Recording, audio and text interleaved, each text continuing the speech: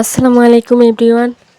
সারাদিন যা যা করলাম তা নিয়ে থাকছে আজকের ব্লগ ভিডিওটি। সবাই কেমন আছেন? আলহামদুলিল্লাহ আমি ভালো আছি। সকালে ফ্রেশ হয়ে আমার প্রথম কাজ হলো আমার মানি প্ল্যান্টগুলার পানি চেঞ্জ করা, সুন্দরভাবে এই গাছগুলাকে গোসল করানো। এই যে আমি এখানে নতুন করে আগের পানিগুলো ফেলে নতুন পানি দিচ্ছি।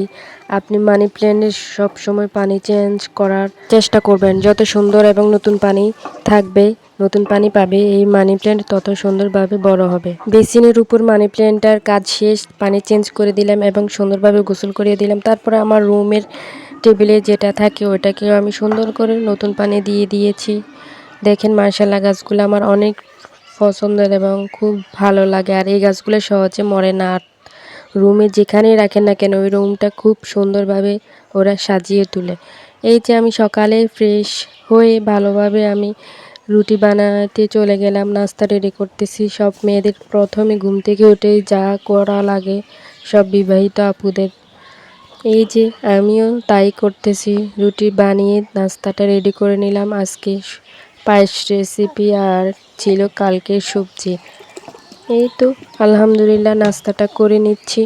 নাস্তাটা শেষ করে চলে যাব কাপড় ধুতে। অনেকগুলো কাপড় ময়লা হয়েছে, তার জন্য আমি ওয়াশিং মেশিনে সবগুলা কাপড় দিয়ে দিচ্ছি। আমাদের যারাদের বাচ্চা আছে বা যারা ছোট বেবির মা, তাদের সবচেয়ে ইম্পর্ট্যান্ট এবং প্রয়োজনীয় জিনিস হলো ওয়াশিং মেশিন। ওয়াশিং মেশিন ছাড়া খুবই কষ্ট হয়ে যায়, আর বিশেষ করে বাচ্চার মাদের ওয়াশিং মেশিন থাকাই লাগে। আলহামদুলিল্লাহ আমার ওয়াশিং মেশিন আছে, তার জন্য আমার খুব সহজ এবং খুব কষ্ট কম হয়। কাপড় ধোয়া নিয়ে আমার এত টেনশন করতে হয় না। এই যে মেশিনে দিয়ে দিচ্ছি, কাপড় ধোয়া হয়ে যাচ্ছে। তারপরে এগুলাকে রোদে শুকানোর জন্য নিয়ে যাব ছাদে। বিয়ের পরে যত কষ্ট, যত ঝামেলা, বিয়ের আগেই ভালো ছিলাম। শুধু কাজ আর কাজ, সকালটা হলেই কাজ করতে হয় সারাক্ষণ। সকালে উঠে নাস্তা বানানো, তারপর কাপড় ধোয়া, রান্না বান্না, কি যে একটা ঝামেলা। এই তো তারপর কাপড়টা শুকাইয়া চলে গেলাম রান্না করতে।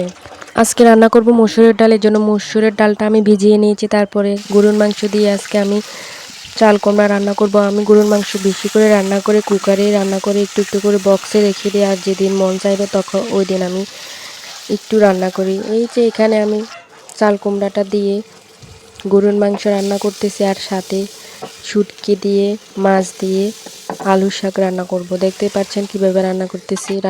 এভাবে রান্না আমি করি। আর অনেকে অনেকভাবে রান্না করে, সবাই তো আর একরকমের রান্না করে না। আমি এভাবে রান্না করি আর মশলা করি, খুব খেতে মজাও হয়।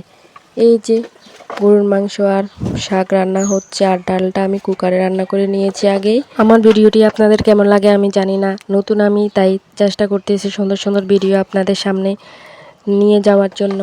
সবাই আশা করি ফুল ভিডিও দেখবেন এবং গঠনমূলক একটি কমেন্ট করে যাবেন। আর আপনি যদি আমার ফলোয়ার না হয়ে থাকেন অবশ্যই একটি ফলো দিয়ে যাবেন। এই তো আজকে এই পর্যন্ত। আল্লাহ হাফিজ, আসসালামু আলাইকুম।